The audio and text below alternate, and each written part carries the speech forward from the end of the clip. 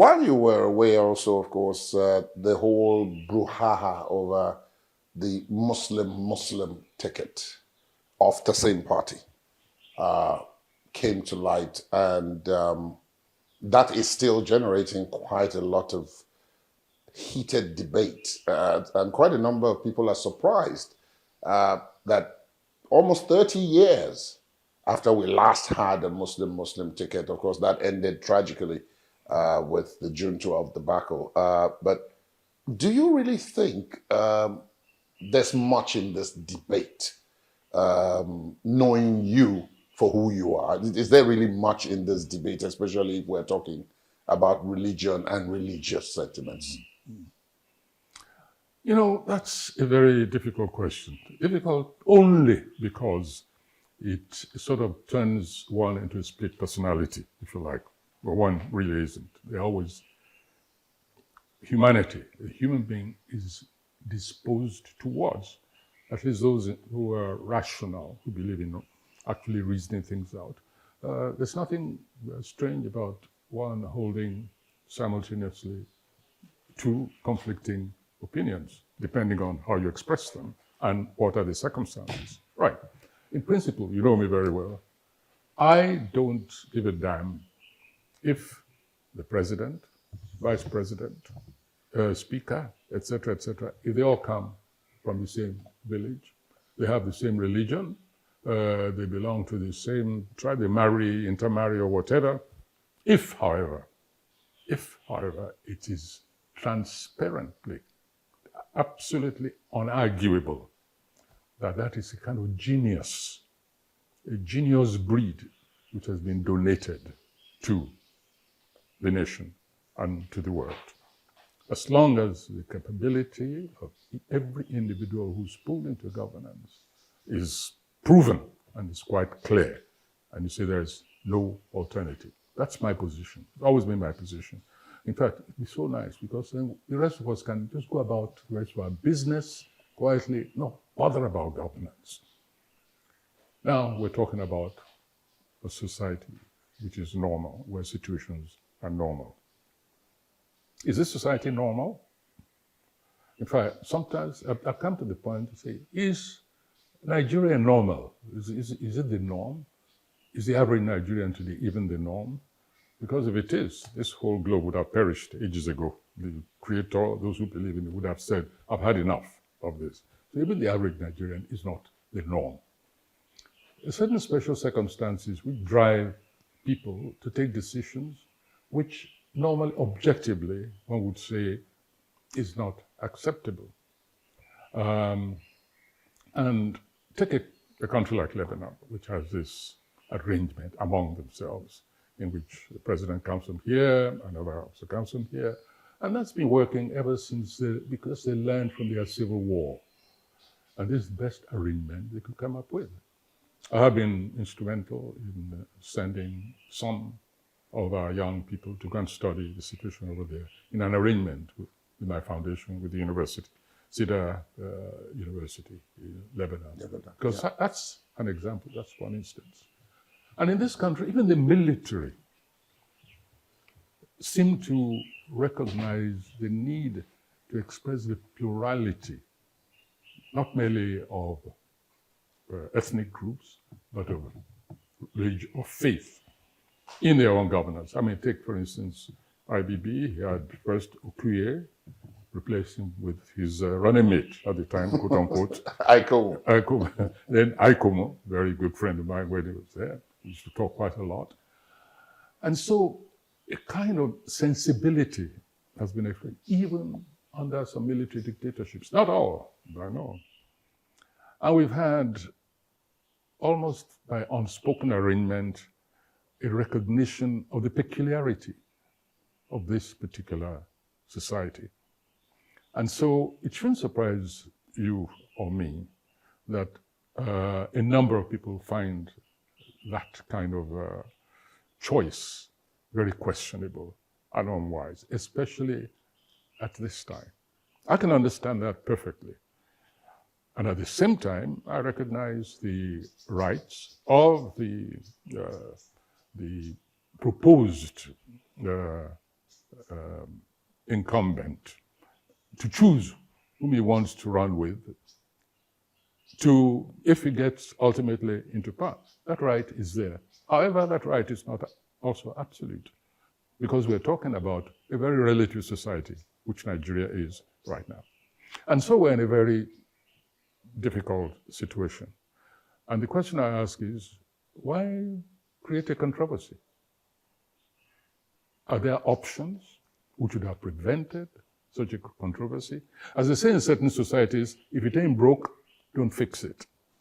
And if that kind of arrangement has proven not maleficent for society, why tamper with it? Why not be sensitive to the very peculiar circumstances of Nigeria? But me, it's not my problem. But I just think it's unfortunate that the argument has been elevated. We're in the midst of a crisis of faiths, of distrust, ethnic distrust, religious distrust, class distrust, and anything which can be done or any action which can be avoided so that that kind of distrust is not exacerbated. I think politicians should seize the opportunity of not exacerbating the debate. That's all I want to say on this subject. I know what I believe inside of me, but I also know what I recognize as the very peculiar circumstances of Nigerian society at this time. And I want to leave it at that. So when people talk about Wole Soyinka installing Buhari, they're talking rubbish. They don't know what they're talking about. They're talking from ignorance. And so when I think about it, when I think not merely of governance, when I think of the governed themselves, I ask myself, what am I to do among these people? That they don't understand that if somebody misrules, you have a right to tell people not to vote for him. And it's their business after that, who they vote for. But they have the option also of spoiling their votes. And so when I hear Wole Soyinka was the one who installed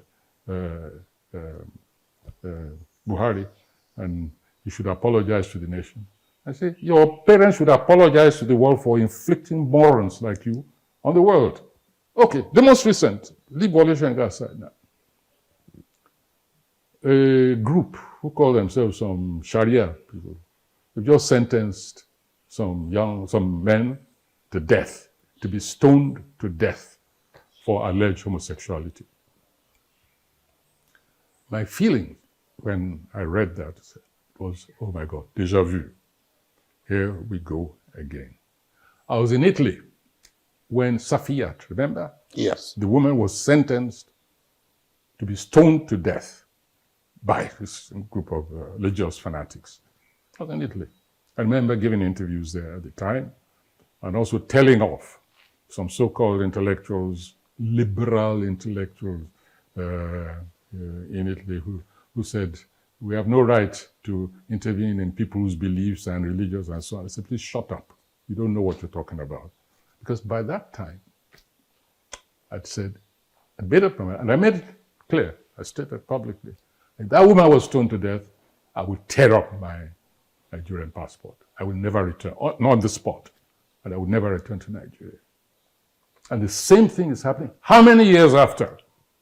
A group of people think they have the power of life and death under a system they call the Sharia to sentence men to death, to be stoned to death, because in their view they have committed some kind of abomination. So what sort of a country is it? How can one love a country like that, in which such arbitrary disposition of human beings becomes second nature? Go back to Isiomia Daniel, the same thing. I know what we did to try and help her resettle her outside. Eventually it was the Swedish government took over and all that. So what sort of a people? And we accept this.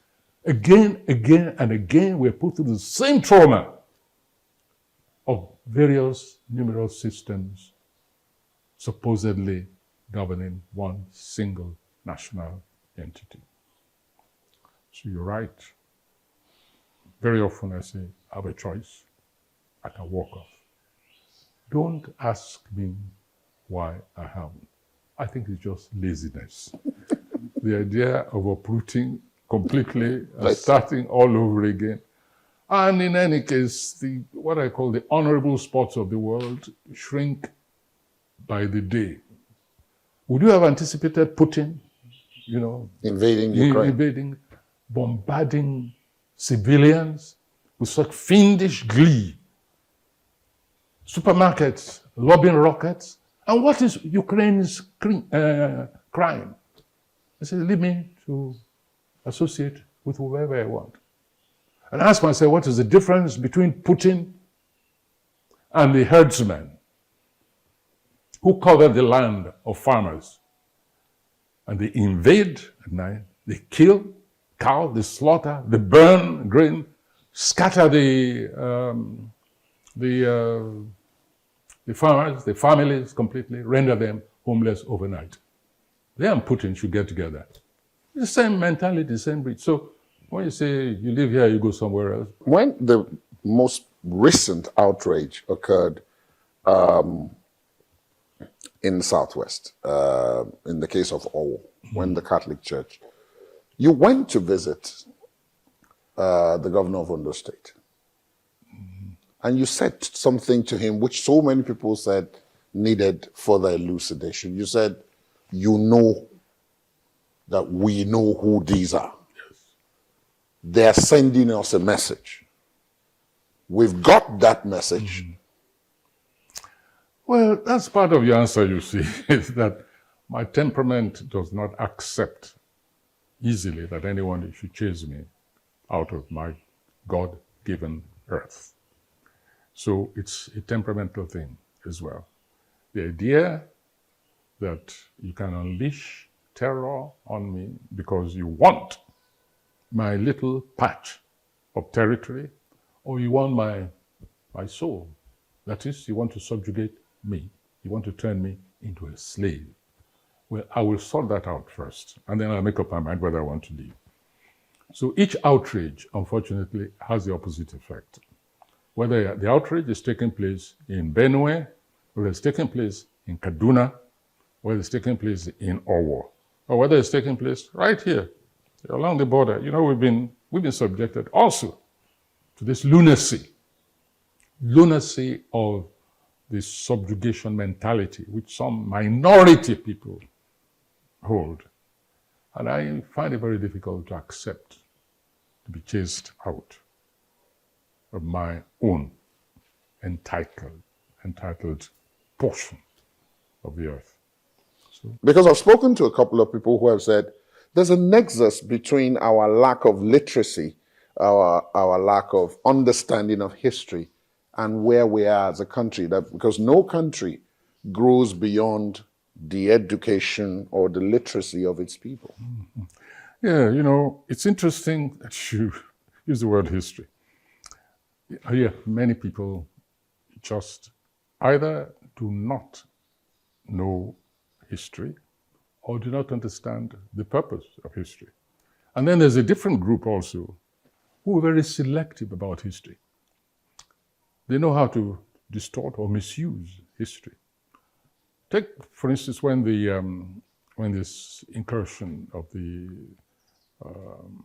Fulani herdsmen began, and the Miyetti Allah, their spokesman, said in Borno, I think it was in Borno, said, we once ruled this place, and we can take back our land anytime we want. Remember that statement? I've forgotten it. In the midst of the harrowing, the trauma of these people, somebody comes gloating and then citing a selective portion of history. Last time I was a criminal, and I said it at the time. I said, this person should be arrested and locked up. Who says he wants to repeat this history of conquest? He's actually doing it. He's admitting either knowledge before, after, or support anyway. And I ask the question, so why are you, isn't there anything like hate speech anymore? Why are you proscribing IPOB? without proscribing Miyetti Allah? Whose spokesman dares approve the killing, the dispossession of people? Who's choking off our breadbasket, at least one of the directions of the feeding of this nation, chasing farmers of the nation, creating a situation of food scarcity, one of the biggest security threats you can launch against any people, either internally or internally. So that's also a way of knowing history, but disowning history, because you only take a small portion, you disown the rest of it. It doesn't exist. Again, if I may cite Putin, the same thing with Putin.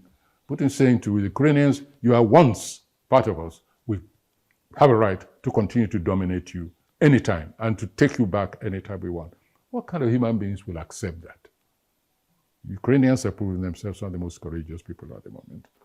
But it's interesting that you should raise the issue of history, because I would like to use every opportunity to ask, who was it that actually terminated the teaching of history in schools?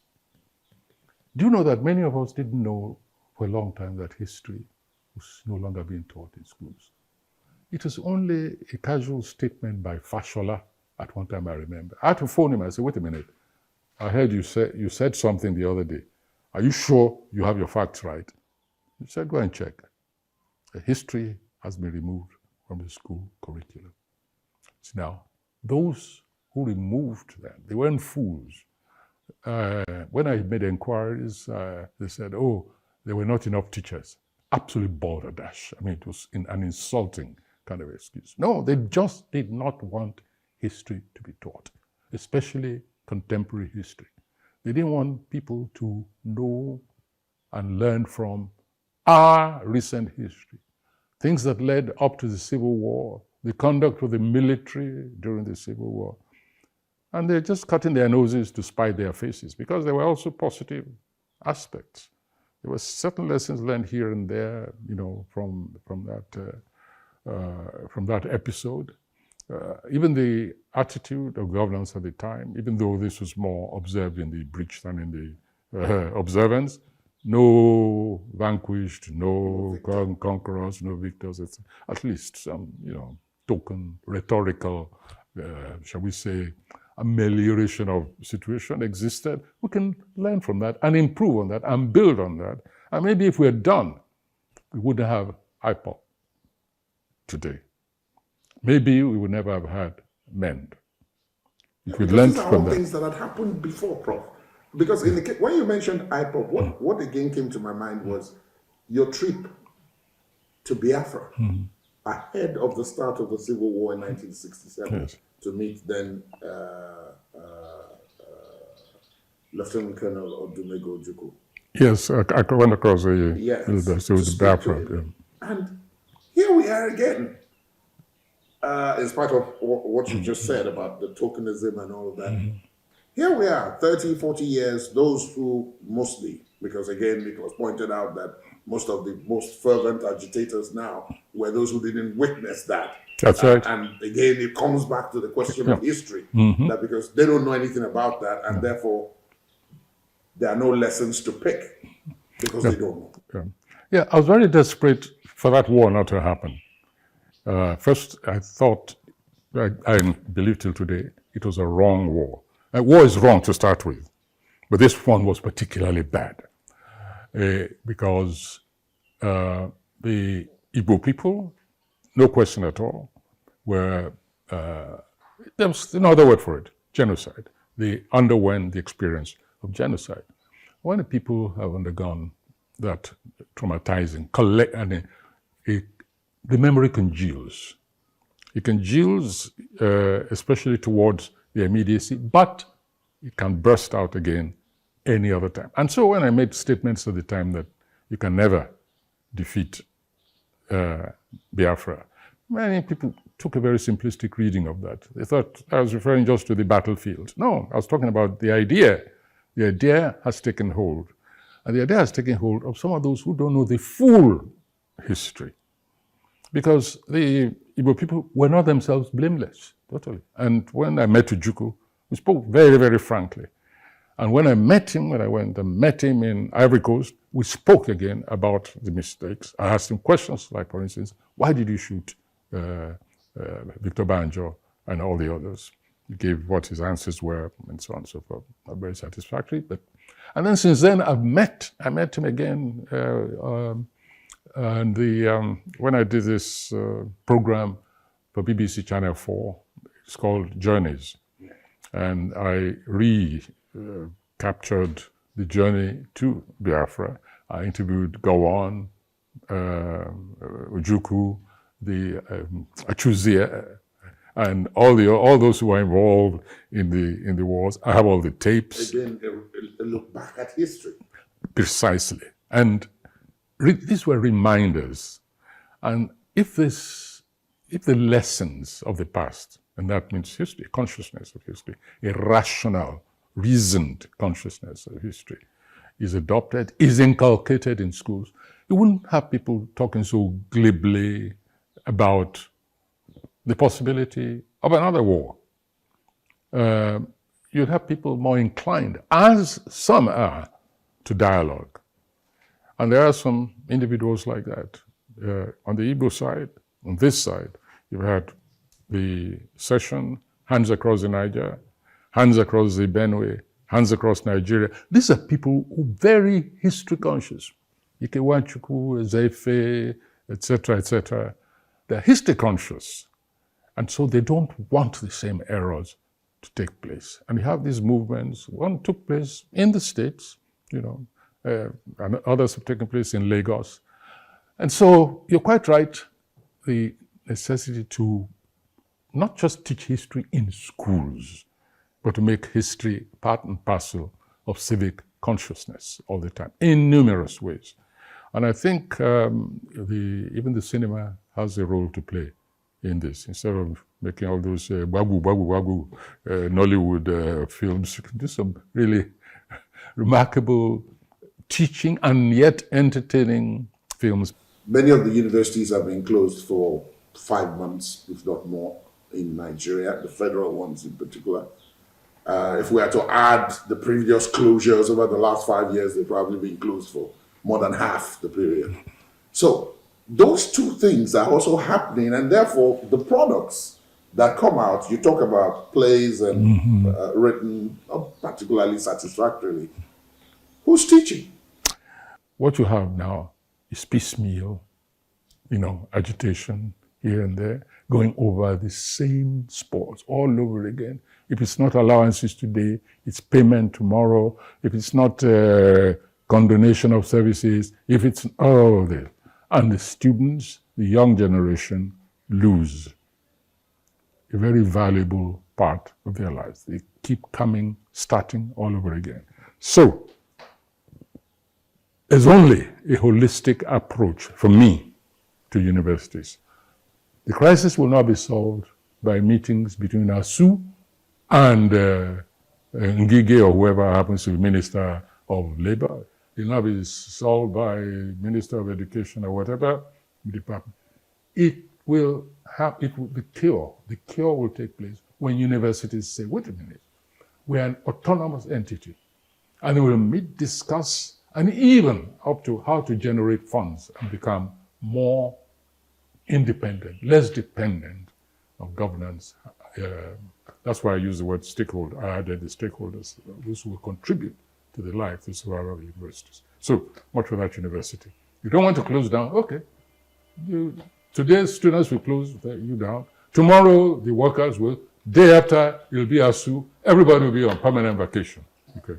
And the government will sit down there laughing and enjoying because they don't want, very often, they don't want university culture. They don't really want people to understand even their own history. So that's it. Now,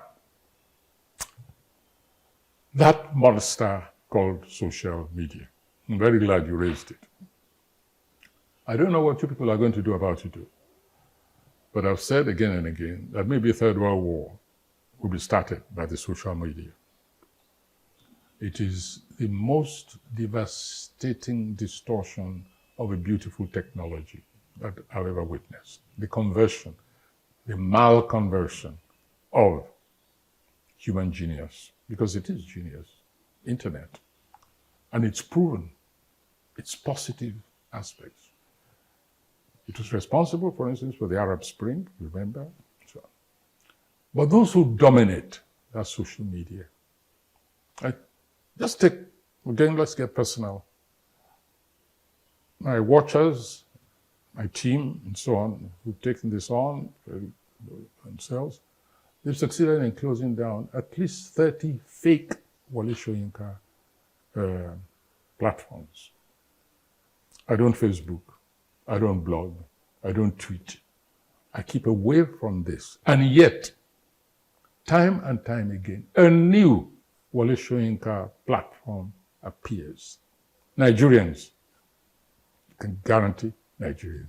We close them down. Some, it had to be physical threat. After we tracked the location. I said, I know your house. I know your papa's house. The other closer, he said, oh, he had this green badge. You know, how they got it from Google or whatever. I said, well, I get that green, I'll ram it down your throat. You close that thing down. We tracked that all the way to Bosnia. That was his address, next to a petrol station, a waste. That was the address of the owner of this Wole Soyinka thing. And so they put words in your mouth.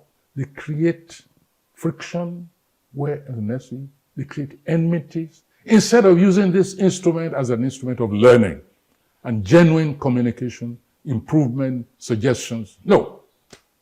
All they do is go there and just, they think it's a plaything. And they think insulting, right, left, and center, concocting, manufacturing, constantly. They've killed me over, I don't know, I've celebrated my obituary, I don't know, here. Each time I read it, I go and take my best bottle of, I said, let me drink this before it becomes true. You know, it's a problem. It's a mammoth problem. And it's one, I'm very glad that governments like the US government are tackling the originators, Facebook, etc., saying, you have to do something about this Frankenstein. You have to somehow find solutions before serious damage is done to communities. It's well known that one of the current candidates is very close to you. And you referenced it when you mentioned the General Sani Abacha, Nadeko, and so on days. He's more like your son, so to speak. Yes, you're quite right. There is there is a bit of... No, there is a personal aspect, but he will tell you. For instance, is somebody whom there's no harm now revealing. Before I've made this statement, when midway between Buhari's first term, it was clear that it was a disaster. A disaster. And I went and met him. I said, elections are coming. Please, find somebody else. Don't let Buhari get back in office. Not just him, a number of leaders in the APC. I said, this man is a disaster. Just get somebody. I said, we'll work with you. You know, because I wasn't going to touch the PDP for anything. You can, you know, you're quite, especially the PDP of that time. I said, no politicians, the politician. We spoke for about an hour and a half and so on. At the end, I said, okay. I said, but for me, I'm going to give you my position. I said, let's have some new blood in the place. Let this country have a genuine change, etc., etc. So I say that to tell you on what level we are. We close, and I cannot forget, he's a very good man. It's unfortunate that some Obaiga characters keep putting words of praise in my mouth regarding him on the media. Wole Soyinka pays Tinubu tribute. I haven't said a thing about Tinubu since that meeting which I had with him just before the re-election of, a short time before the re-election of Buhari. No, we haven't even met. And yet, on the pages of something, people keep turning me into a praise singer, not knowing that they're doing him a disservice, because then I'm obliged to denounce it and say that this is a lie. I never said that. Much as I would like to say, in addition, look, he's my friend, we're close, as you're right. We worked together against Abacha. We ate together, drank together, plotted together. He moved from Nadeco to Nalicon, which was my own organization, you know, and I know what work he did. I know that he also has a very good brain, you know. And so there's no, but when it comes to political issues and choices, my position is still the same as I said to Atiku. When Atiku came to me, I told him, I said, look, you people, it's the time your generation left the stage. You know, I said, that's my position. I'm sorry. And we chatted, and that was it. Same way as I told Jonathan when we met, it's time you left the stage. Because you did this, you did this, you did this. In Lagos, go and ask Jonathan. Francis, because I'm told that the late Professor Aboyade used to be the one who cooled the tempers after the conferences. Yes, that's true. Yes. So when he departed, did the conferences continue? And if so, how did you then temper down the animosity and the rage generated? No, you see, you talked about Nigeria. You talked about the positives and the negatives. When people talk about Wole Soyinka, I'm very sure that the negatives will be heavy, but there will be a voice or two also who say, but wait a minute now. Didn't they also? So all of us, we're mortals, we're human beings. My problem with Obasanjo has been very straightforward. He likes to put people down to boost himself up. I'm not going to say more than that. And in the process, he sometimes utters deliberately untruths. You wrote a book about that. We talked about history. I'm a student of history. I'm a respecter of history. And when I have been part of a history, I cannot sit down and be silent when that part of the history is distorted. That'd be most irresponsible of me as a creative person, as an intellectual, as a public intellectual, and as an activist. So I'm not going to say more than that. He's actually a very bright person. He's a bright person, as a likable person. He's a clown also. But then he's a very cunning clown. He knows how to use clownery to cover some devilishness. You know, these are some of the characteristics which fascinate me about Obasanjo. And he comes up with good ideas.